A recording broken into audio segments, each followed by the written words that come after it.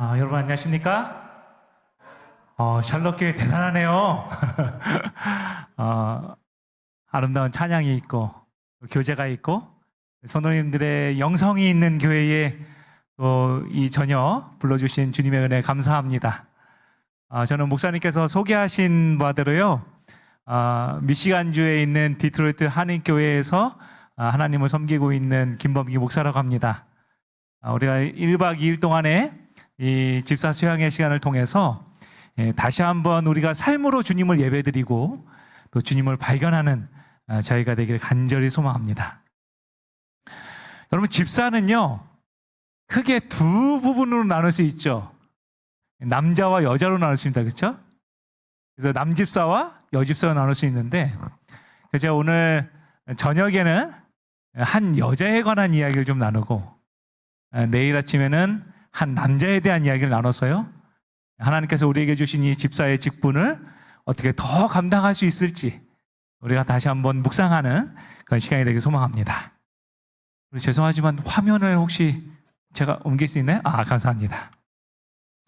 그래서 오늘 이 시간에는요, 여러분들과 함께 선택된 백성 믿음을 고백하라라는 제목으로 하나님의 말씀 함께 묵상하겠습니다.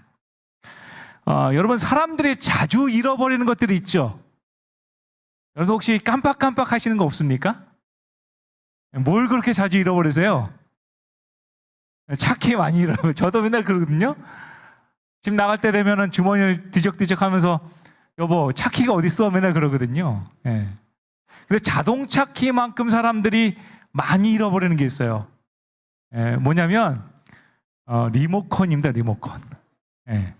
리모컨 한번 잃어버리신 경험 있습니까?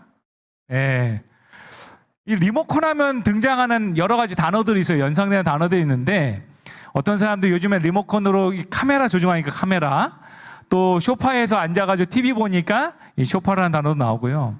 또 보니까 축구는 아빠예요. 왜냐면은 맨날 아빠가 리모컨을 쥐고 있죠. 자식하고 쟁탈전을 하는 것입니다. 내가 보고 싶은 거를 서로 돌려보는 것이죠. 그리고 항상 축구 볼 때마다 리모컨을 여보 리모컨 어디 있어? 그러면서 TV를 틀 때 리모컨을 사용합니다. 그러면서 리모컨과 연결되는 단어가 있는데, 그것은 뭐냐면 리모컨 어디있지입니다. 도대체 어디있지? 찾는 것이죠. 그래서 사람들이요 이 리모컨을 찾는 것을 좀 해결하려고 노력을 좀 했어요. 어떤 노력을 했냐면 이 리모컨 휘슬이라는 걸 개발했습니다. 그래서 이 휘슬을 딱 부르면은 리모컨이 어디 나와 있는지 소리가 삑삑삑 소리 나는 거예요. 찾는 것입니다. 근데 문제가 좀 있어요. 휘슬까지 잃어버려요, 이제는요. 문제가 있는 것입니다. 그래서 어떤 사람은 뭘 개발하냐면 리모컨 헤어밴드를 개발했어요. 가지고 여기 덕지덕지 리모컨 붙여놓으니까 그래서 보다가 딱 붙이는 것입니다. 이렇게. 얘도 좀 문제가 있어요. 그냥 더워요. 미시간은 모르겠지만 여기 캘리포니아, 캐롤라이나인가 여기가요? 여기 더워요. 그러면서 안 되는 것입니다. 그 사람들이 머리를 쓰다가 어떤 것까지 개발했냐면, 이거는 뭐냐면 강아지 이름이 리모컨이에요. 그래서 리모컨 부르면은 강아지가 막 오는 것입니다. 그러면은 원하는 버튼 딱 누르고 가는 거예요. 얘는 또 어떤 문제가 있냐면, 이게 동물을 학대하는 건 아닐까 하는 문제들이 발생하는 것이죠. 여러분, 왜 사람들은 이처럼 중요하게 생각하는 리모컨을 잃어버리며 살아갈까요? 왜 우리는 중요하게 생각했던 그런 것들을 잃어버리고 살아갈까요? 그 이유는 뭐냐면 리모컨은 TV를 보기 위한 도구이지 목적이 아니기 때문에 그렇습니다. 맞습니까? TV를 틀기 위한 목적으로만 사용하지 TV를 보는 동안에는 얘는 나에게 필요가 없다라는 거예요. 근데 우리가 리모컨을 잃어버리는 것처럼 누구를 또한 잃어버리고 살아가냐면 하나님을 자주 잊어버리고 살아가요. 여러분, 지난 여러분들 일주일의 생애를 한번 돌아보십시오. 얼마나 하나님하고 연결되고 하나님을 여러분의 삶 속에서 모시고 살았어요. 아니면 때로는 우리는 너무나 자주 하나님을 잊어버리고 살아간다는 것이죠. 그 이유 역시 뭐냐면 하나님이 나의 축복을 위한 도구이지 목적이 아닌 삶을 우리가 살고 있기 때문에 그런 것입니다. 내가 정말 필요할 때는 하나님한테 가서 하나님 하면서 부르다가 또 그 문제가 해결되고 나면은 하나님이 나의 삶 속에 언제 있었느냐 하는 것처럼 우리가 살아간다라는 것이죠. 그렇다면 여러분, 우리가 어떻게 해서 하나님을 더 깊이 알면서 살아갈 수 있을까요? 여기 성경은 이렇게 말하고 있어요. 정말 죄송한데 목사님, 저기 폰트가 저기 다 나가버렸거든요. 그래서 행이 안 맞아요. 정말 죄송한데 아까는 제가 분명히 멀쩡한 걸 드렸는데 혹시 목사님 이걸 카피해서 붙여넣기 하지 말고 그 파워포인트 파일을 그대로 한번 틀어줄 수 있어요? 이게 제가 드린 파일을 여기 교회 파일에다 옮겨 놓으니까 폰트가 좀 안 맞아요.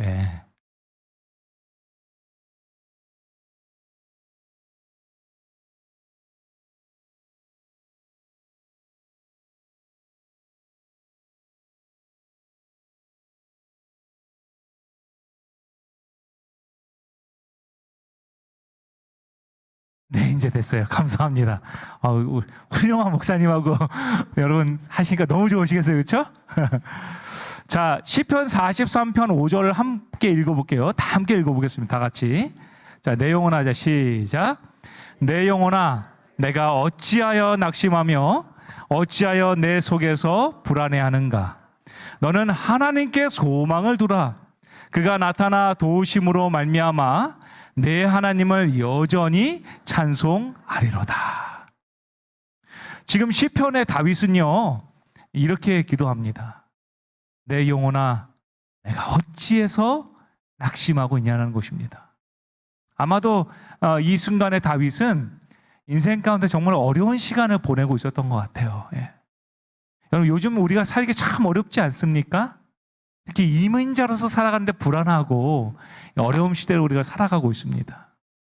그리고 여기 성경을 보니까요, 이 성경절에는 똑같은 사람이 이야기를 하는데 두 개의 다른 인격체가 등장합니다. 첫 번째는 뭐가 등장하냐면 1인칭으로 사용되어지는 나라는 존재가 등장해요. 그렇죠? 그래서 그는 말합니다. 내 영혼아, 내가 어찌하여서 낙심하나 하고 이야기하는 거예요. 내 속은 여전히 불안하다라는 것입니다. 근데 여기에 또 다른 인격체가 등장하는데 그 인격체는 뭐냐면 2인칭으로 사용되어지는 너라는 존재가 등장합니다. 그렇죠? 이 한국말이 참 어려워요.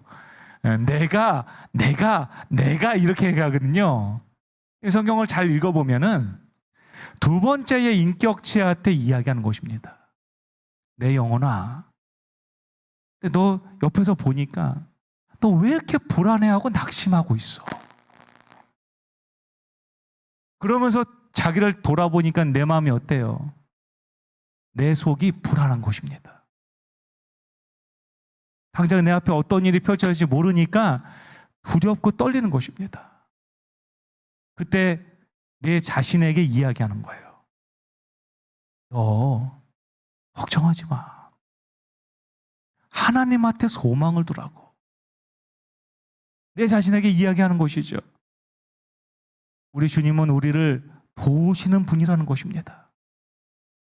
그러면서 그가 뭐라고 말하냐면 여기에 또 다른 인격체 하나를 더 갖다 대는데 그게 뭐냐면 하나님이라는 존재예요. 3인칭. 내 안에 있는 내가 아니라 나보다 나를 더 잘 알고 있는 하나님이 나를 도우신다는 거예요. 그러니까 내 마음은 낙심으로 시작했지만 낙심에서 불안의 마음으로 갔다가 그랬던 불안의 마음이 이제 소망의 마음으로 바뀌는 것입니다. 그리고 이제 그것이 무엇으로 바뀌어요? 찬송으로 바뀌는 것이죠. 여러분, 이것이 찬송하는 생애인 것입니다. 하나님을 찬송하는 생애란 인생 가운데 고난이 없는 삶이 아니에요. 여러분, 하나님 믿으니까 고난이 없습니까? 아니요. 하나님 믿어도 고난이 여전해요. 내 자녀는 속썩이고요. 내 마음 알아주는 한 사람도 없고요. 몸도 아파옵니다. 하나님 믿지만 여전히 내 속은 불안하고 두려운 것입니다. 그러나 이러한 불안과 고난의 상황 가운데서 내가 하나님을 찬양할 수 있게 되는 것은 무엇이냐면 바로 나를 너무나 잘 아시는 하나님이 내 안에 있는 것을 경험하는 것입니다. 그래서 여기에 나와는 다른 3인칭의 존재가 나라는 존재와 하나가 되는 거예요. 그래서 내 하나님을 발견하는 것입니다. 이런 이야기가 성경에 등장하는데 여러분 신명기서 4장 4절에서요. 다윗은 모세는 이렇게 얘기합니다. 오직 너희 하나님 여호와께 붙어 떠나지 않는 너희는 오늘까지 다 생존하였느니라. 누가 하나님 안에서 살아남을 수 있다는 것입니까? 여기 보니까 붙어서 하나님한테 떠나지 않는다는 거예요. 여기서 붙어라는 단어가 굉장히 중요한 히브리 단어가 사용되는데 다바크라는 단어가 사용돼요. 다바크. 따라해 보시죠. 다바크. 다바크예요. 이 다바크라는 말은 어떤 의미냐면요. 제일 먼저 사용된 게 언제냐면 하나님이 남자와 여자를 창조하셔서 그들이 한 몸을 이뤘다. 그때 사용되는 단어가 다바크예요. 하나님이 나의 하나님이 되는 관계인 것입니다. 근데 이 다바크라는 단어가 이 모세는 계속해서 이런 말을 했어요. 내가 오늘 하늘과 땅을 불러 너희에게 증거를 삼노라. 내가 생명과 사망과 복과 저주를 내 앞에 두었다라고 얘기하거든요. 그러니까 우리의 삶 속에 앞에 선택이 있는 것입니다. 생명이 있고 사망이 있고요. 복이 있고 저주가 있는 거예요. 근데 어떤 사람의 생명이 있고 어떤 사람에게 사망이 있는가? 모세는 이렇게 말합니다. 내 하나님 여호와를 사랑하고 그의 말씀을 청종하며 또 그를 의지하라. 그러면 무엇이 있어요? 그는 내 생명이라는 것입니다. 하나님이 나의 생명이 되는 거예요. 그러기 위해서 그가 해야 되는 것은 뭐냐면 하나님을 의지하는 것입니다. 여기서 의지하다는 이 단어가 다바크예요. 하나님한테 쫙 달라붙어 있는 것입니다. 그래서 하나님과 완전히 한 몸이 되는 상태인 것이죠. 근데 모세가 이렇게 얘기했지만 이스라엘 백성들 이해를 못해요. 아니 우리가 어떻게 하나님과 이렇게 한 몸처럼 붙어 있을 수 있어를 고민하는 것입니다. 그래서 하나님께서 이스라엘 백성들이 정말로 이 다바크를 이해하지 못하니까 성경에 한 여자의 이야기를 통해서 이 다바크를 설명하세요. 누군지 아십니까? 누구요? 바로 룻입니다.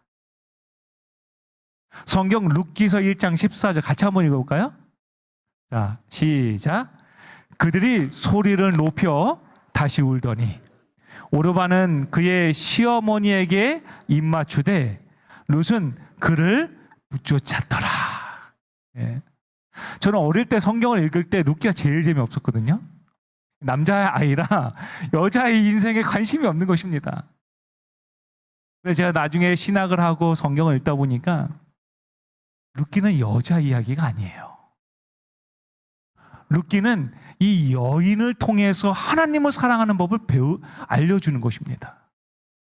근데 여기서 보니까 이 룻이 그 시어머니를 붙쫓았더라 할 때 사용되는 단어가 다바크예요. 여러분 룻과 그 시어머니는 무엇일까요? 나오미죠. 다 아시는데 대답 안 하시는 거잖아요. 그렇죠? 네, 나오미예요. 근데 지금 이 상황은 어떤 상황이냐면 우리가 잘 아는 것처럼 이 나오미가 그의 남편과 함께 먼 여행을 갑니다. 내 나라가 살기 너무 어려우니까 이 모압이라는 지방까지 여행을 가는 것이죠. 그 시대적으로 어려운 것입니다. 그래서 룻이 살았던 그 시대의 성경은 이렇게 표현하고 있어요. 사사들이 치리하던 때에 그 땅에 흉년이 드니라. 유다 베들레헴의 한 사람이 그의 아내와 두 아들을 데리고 모압 지방에 가서 거류했다라고 얘기합니다. 여러분처럼 자기 고향을 다 떠난 것입니다. 여러분 고향을 떠나서 한번 살아보니까 어떠세요? 너무 좋죠? 근데 너무 행복하기만 합니까? 아니요. 이민자의 삶이 넉넉지 않아요. 그렇죠? 예. 여기 보니까 이 여인도요, 자기 나라에 있었던 어려움을 피해서 도망옵니다. 당시의 시대적 상황들은요, 이 사사들이 치대했다 그랬어요. 얼마나 불안하고 두려운 시대를 그녀가 살았는지 몰라요. 그 다음에 그 땅에 근데 흉년이 든 것입니다. 바로 시대적인 고난이 찾아온 것이죠. 이 시대적인 고난이 찾아오니까 모든 사람들이 어려움을 당해요. 그래서 이 어려움을 피하고자 그녀는 먼 곳으로 희망의 땅으로 가는 것이죠. 그런데 왜 이스라엘 백성들은 고난을 당했을까요? 왜 하나님은 이스라엘 백성들을 보호하지 않고 그들에게 여러분 고난을 허락했을까요? 성경을 잘 읽어보면 이스라엘의 땅에 고난이 찾아온 이유를 성경은 이렇게 표현하고 있어요. 사사기서 22장 25절은 말하기를 그때에 이스라엘의 왕이 없으므로 사람이 각기 자기의 소견에 옳은 대로 행하였더라. 그러니까 이스라엘 백성들의 가장 큰 문제는 뭐냐면 자기가 옳다고 생각하는 데 살아간 것입니다. 여기서 자기가 옳은 대로 소견대로 살아갔다라는 말이 뭐냐면 정직이라는 단어가 사용되거든요. 여기서요. 뭐냐면 삶 가운데 있는 기준점이 하나님의 말씀이 아니라 내 생각이 있었다는 거예요.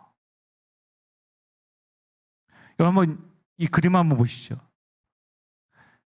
이 그림 보시면 여러분 선이 좀 반듯해 보입니까? 아니면 선이 이렇게 들쭉날쭉해 보이십니까?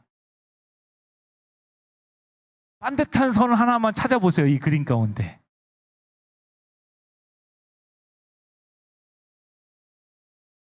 네? 목사님, 교인들 안경 해주셔야겠어요.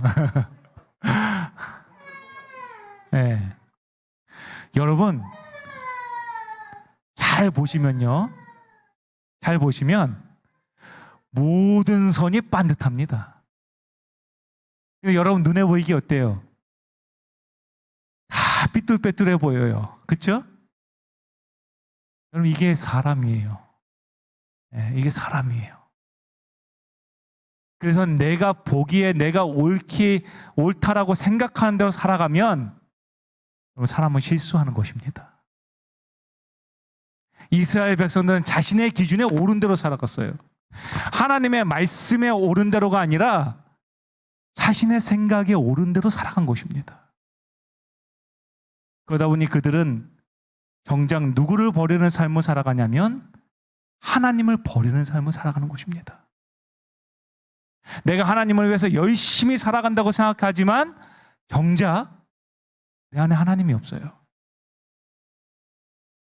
그럼 집사로 살아가다 보면은 얼마나 많은 일들을 하십니까? 그렇죠? 교회 파트락도 해야 되고 청소도 해야 되고 나와서 노래도 해야 되고 피아노도 쳐야 되고 또 시무 집사로서 나가가지고 또 열심히 봉사도 해야 되고 얼마나 할 일이 많아요. 그런데 정작 하나님을 위한다고 살아가지만 하나님이 없는 삶을 살아갈 수 있다는 거예요. 하나님은 그렇기 때문에 우리에게 때로 고난을 허락하십니다. C.S. 루이스는 이렇게 말했어요. 고통은 뒤먹은 세상을 깨우기 위한 그분의 메가폰이다. 하나님의 마음이 그 안에서 떠났기 때문에 하나님은 계속해서 자신을 바라시는 것입니다. 그러나 그 고난 가운데 있는 하나님의 의미를 찾기보다는 우리는 그 고난으로부터 도망가는 걸 선택해요. 이 여인도요, 어떻게 합니까? 이 고난을 피해서 도망가는 것입니다. 고난이 없는 곳으로 찾아가는 거예요. 이런 이야기 해도 될지 모르겠지만 저녁이어서 어떤 한 사람이 살고 있었습니다. 근데 이 사람이 이 밤에 잠을 잤는데 정말 저승사자가 와가지고 잘못 데려갔어요. 그래서 딱 데리고 갔는데 가서 보니까 이름이 한자가 다른 곳입니다. 얘기합니다. 야, 너 잘못 데려서 큰일 났다.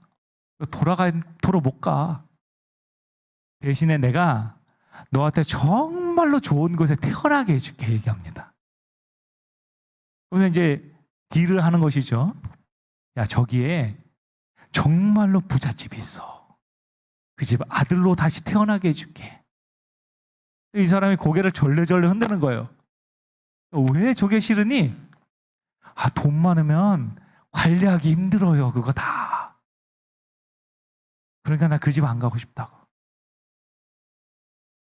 다시 한번 제안합니다.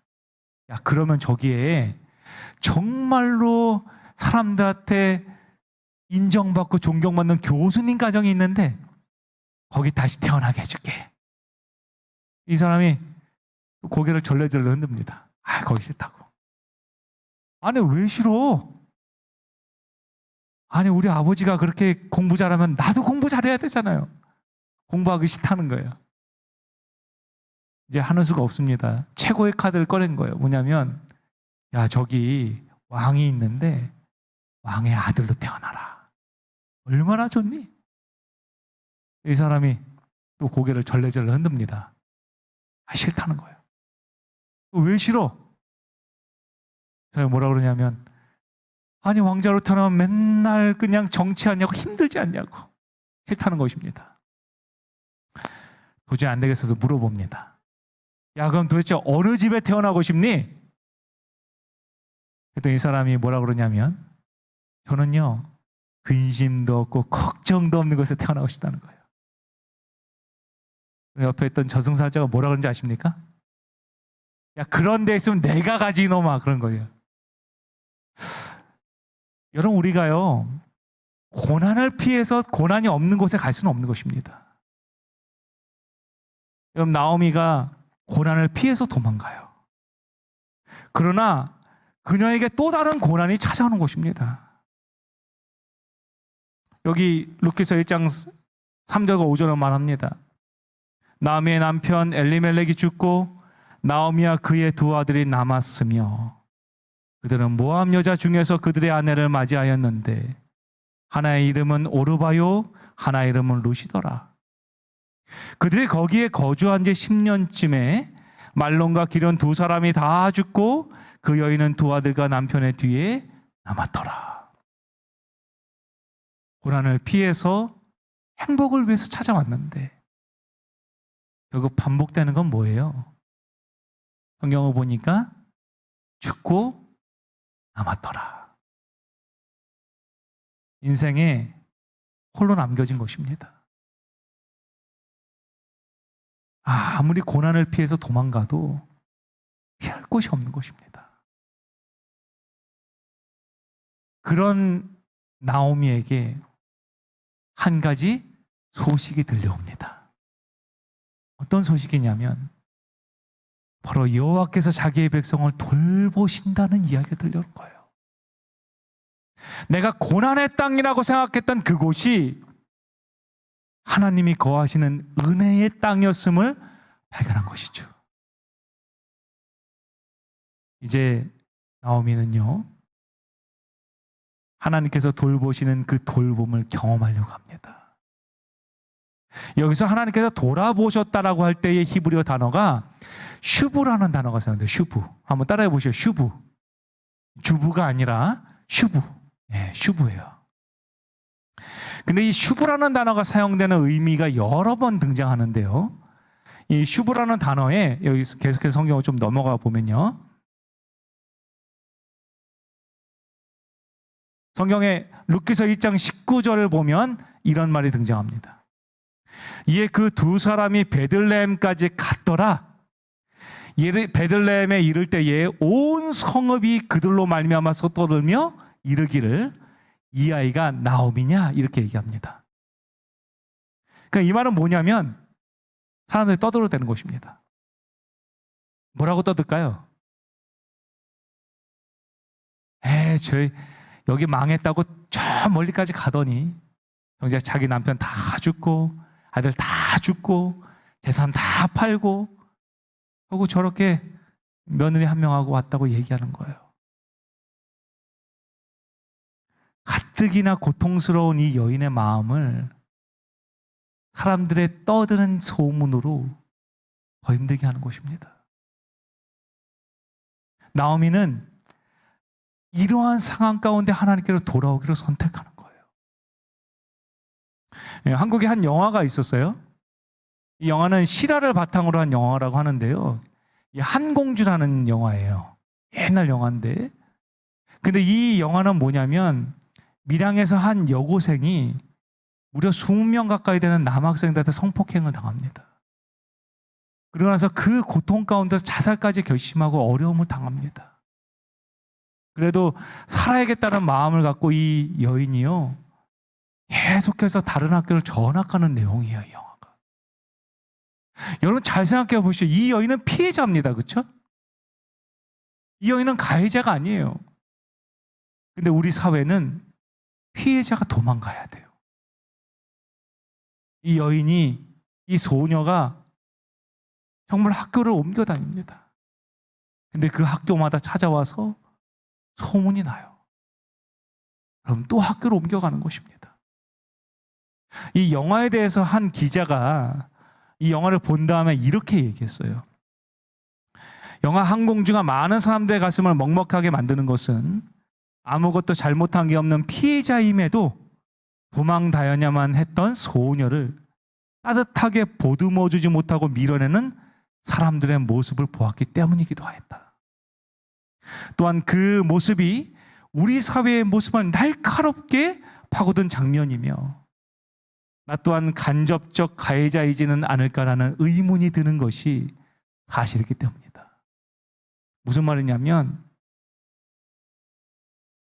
이 여인이 나오미가 멀리서 돌아오는데 나오미에 대한 이야기를 뒤에서 소곤소곤 하는 것입니다. 여러분, 그 이야기가 나오미를 고통스럽게 한다는 거예요. 그래서 교회에 여집사님들 조심하셔야 돼요. 네. 우리 교회 가운데 정말로 마음 아픈 사람들, 우리는 그 사람들 도와준다고 얘기하는 거지만 그 이야기 한마디가 그 마음 가운데 더 큰 아픔을 줄 수 있다는 것입니다. 나오미는 자신에 대한 이야기를 하고 있는 사람들 앞으로 걸어갑니다. 그리고 그들에게 이야기합니다. 그녀는 말해요. 나를 나오미라고 이제는 부르지 말라는 거예요. 내 이름을 뭐라고 부르라고요? 마라라고. 마라가 뭡니까? 어디에 등장해요? 마라라는 말이. 이스라엘 백성들이 출애굽한 다음에 제일 처음 만난 우물이에요.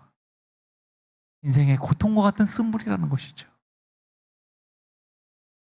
하나님께로 돌아오는 나오미가요, 제일 먼저 만난 것이 인생의 쓴물이라는 것입니다.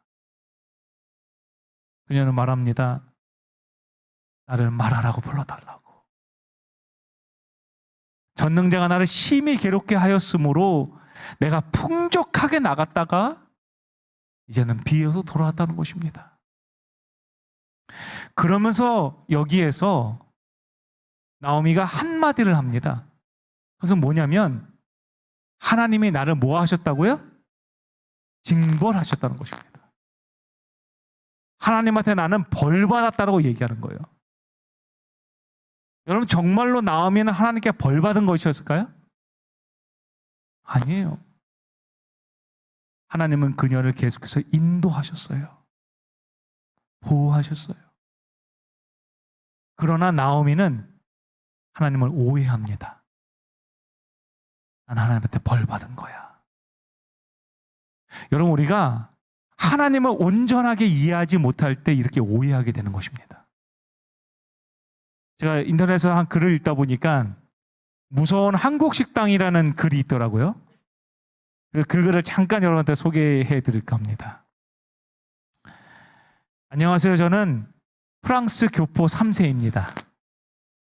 저 한국에 온 지 몇 년 됐는데 저 처음 한국에 왔을 때 한국은 너무 무서운 나라라고 생각했어요. 저 점심 먹을 때 과장님께서 저에게 오셔서 이렇게 말씀하셨어요. 입가심으로 계피 사탕 먹을래? 저 한국 사람들은 소피 꼭 먹는지 알았지만 게까지 피로 빨아먹는지 몰랐어요. 그래서 무슨 드라큘라도 아니고 싫다고 얘기했더니 과장님 씩 웃으시면서 그럼 눈깔 사탕은 어때? 하셨어요. 저 깜짝 놀라서 그거 누구 거냐고 했더니 과장님 씩 웃으면서 내가 몰래 사장님 거 빼왔어 그러셨어요. 깜짝 놀라서 부들부들 떨고 있는데 과장님이 몸이 많이 약해진 것 같다면서 우리 집 가서 몸보신 좀 하자 그러셨어요. 그래서 무슨 보시냐 그랬더니 과장님 제 어깨를 툭 치시며 가서 우리 마누라 내장창 먹자 그러셨어요. 집에 가는 길에 더 깜짝 놀랐어요.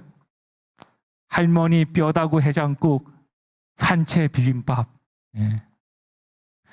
여러분 가운데 혹시 산채 비빔밥 보면서 무섭다고 생각하시는 분 계십니까? 없죠? 맛있어요? 저도 오늘 비빔밥 먹고 왔는데 눈깔 사탕 보면서 무섭다고 생각하시는 분 없잖아요. 그렇죠? 왜 한국의 식당들이 무섭다고 생각했을까요? 이해하지 못하기 때문에 그래요. 그렇죠? 완전히 이해하지 못하니까. 나오미도 하나님에 대한 잘못된 생각을 갖고 있었던 것입니다. 내 삶 속에 찾아온 고난이 하나님이 주는 벌이라고 생각한 거예요. 그리고 하나님을 오해하는 것입니다. 그러한 그녀의 생각이 하나님께로 돌아오는데 더 멀게 그 길을 만들었다는 것이죠.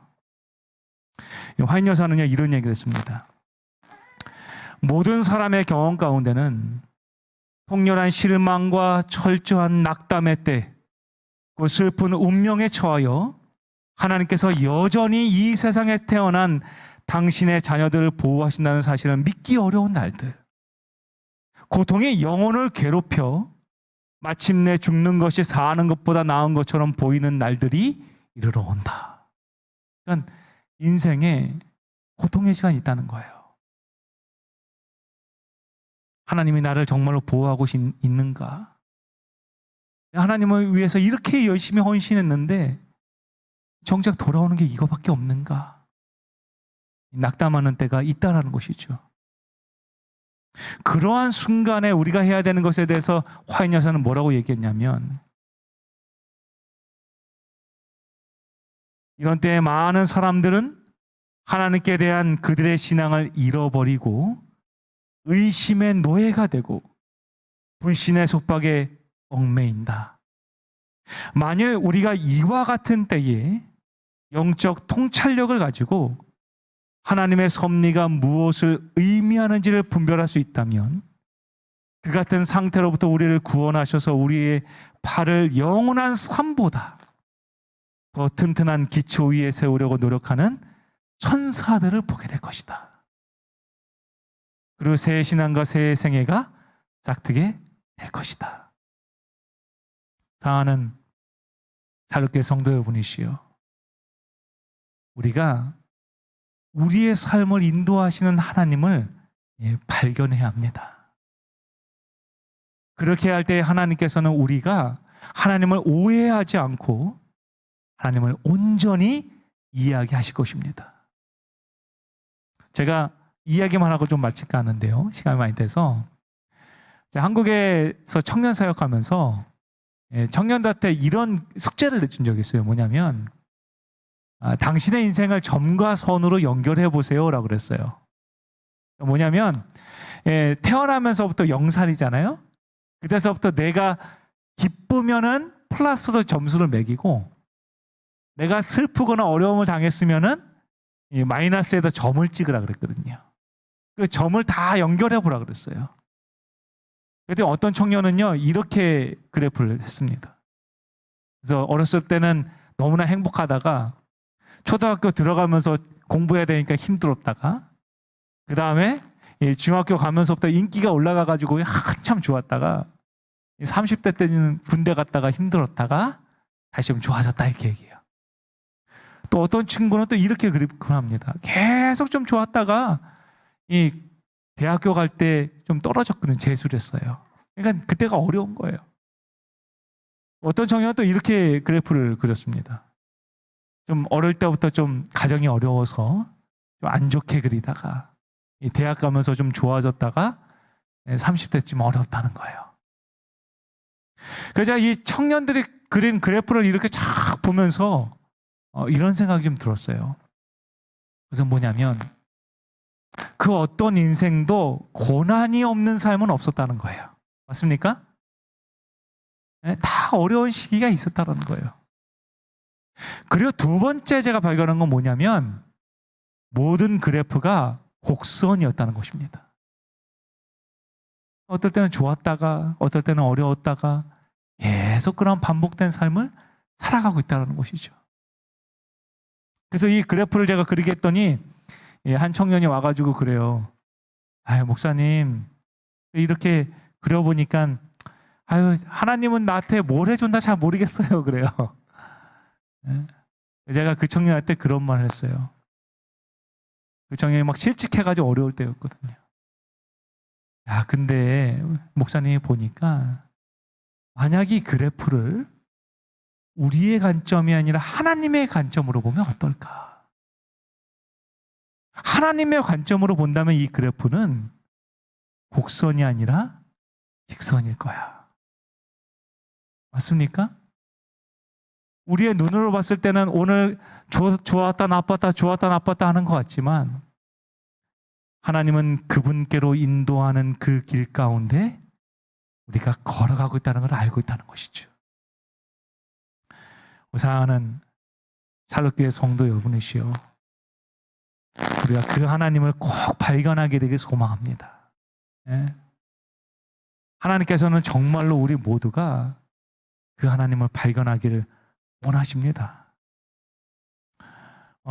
룻기서의 구조를 마지막에 살펴보고 마칠까 하는데, 룻기서는 1장에서 나오미가 고난을 당하는 이야기와 룻이 그 나오미와 바짝 붙어서 나오미의 하나님을 알아가는 이야기를 시작합니다.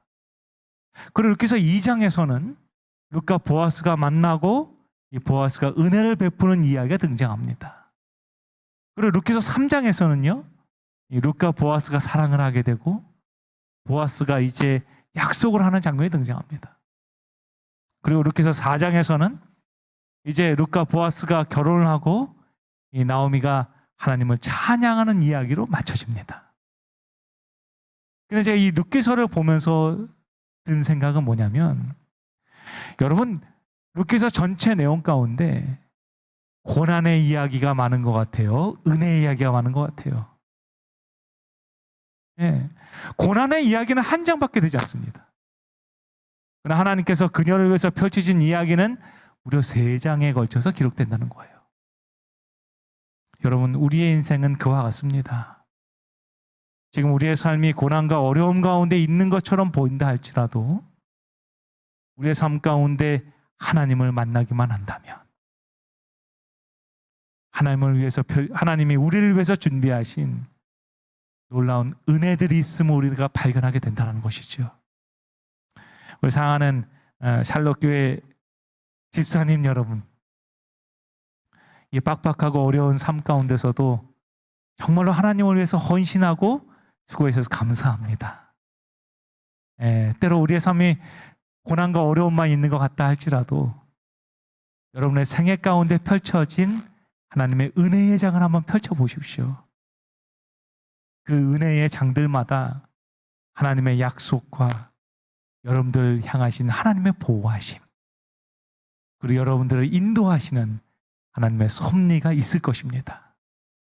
그래서 이 저녁 우리가 그것을 발견하고 우리의 삶을 인도하시고 축복하시는 주님을 발견하는 저와 여러분들에게 소망하며 오늘 준비한 모든 말씀 마치겠습니다. 기도하고 마칠까요? 마칠 찬양했습니까? 네.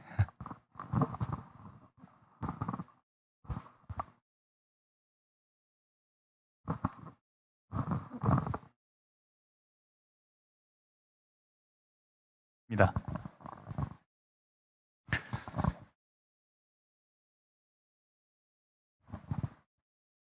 고난 중에도 우리가 바라봐야 될 시선을 우리가 함께 오늘 나누었는데 그 말씀을 생각하면서 우리 함께 찬양하겠습니다.